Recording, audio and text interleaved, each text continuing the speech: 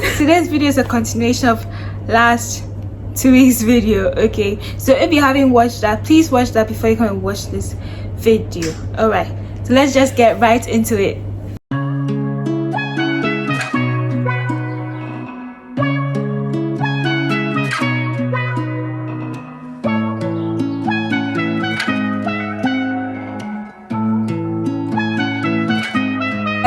I want to talk about signs and symptoms. Like, is there anything that could actually tell you that I could be pre-diabetic?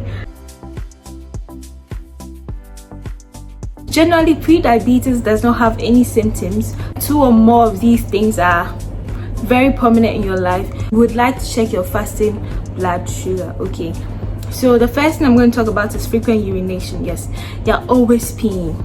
Like during the day, at night, when you're sleeping, you always want to just get up and go and pee.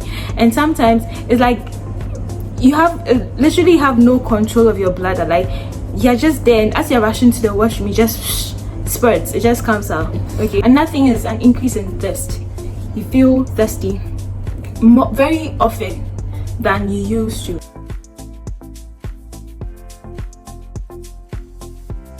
Excessive hunger. I know some people are always hungry, but that doesn't mean you are pre-diabetic or you're at risk of pre-diabetes. Okay, but then what happens is that when you are insulin resistant, which I explained in my previous video, please watch it before you watch this one. If you are insulin resistant, okay, your cells become starved because even though there's glucose, it's not being made available to the cells. So it's telling your body, look, I need sugar, I need sugar, I need sugar. Now this sugar is not just sugar like natural sugar that we eat, okay, the white refined sugar. It could be any form of carbohydrate. Okay, so I'm talking about potatoes, I'm talking about cassava, I'm talking about gari, I'm talking about rice, I'm talking about yam, plantain. Thing that's also very predominant in pre-diabetes is it takes so long for wounds to heal. Like if you get a cut, maybe ideally you should take about a day or 2 to see it closing up, but yours, it can take like weeks, even months. It can form something called gangrene. Okay, it becomes infected, so that's also a sign of pre-diabetes, or sometimes even diabetes itself. So let me just tell you a funny story. So you know, because I'm a pharmacist, not because not even that. Personally, I'm someone who is very genuine about healthcare. I like to check up on people. Are you okay? Did you take the medicine? You know, that kind of stuff. And I go to my family members once in a while. Whenever I go to their houses, sometimes I just bring my my machines for testing fasting blood sugar. And I have this uncle. Anytime he sees me in his house, then he just runs away. Like literally, like he'll just lock himself up in the room and he just till I leave, he won't come out because he just doesn't want to know. Like if he's dying tomorrow, he doesn't want to know. I'm like, anyways, this particular day I caught him and we checked his blood sugar, I checked his BP.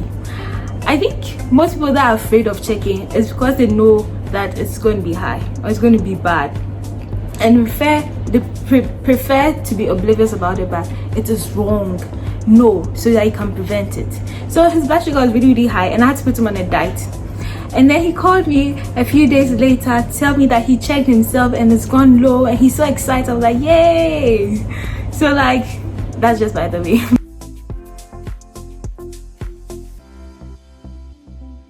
So the holiday season's upon us, right?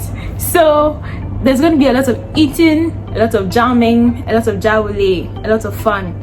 And of course, you'll be like, I cannot miss out. But then I'm going to give you a few tips that can help you, not just during this holiday season, but even after the holiday season. Okay, so the first tip I want to talk about is this: make your favorite food healthier. Very simple. I'm not saying don't eat it, make it healthier. Serve yourself in small portions. Okay, I have a full video on portion control.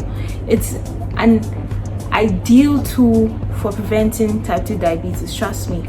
Serve yourself in small portions.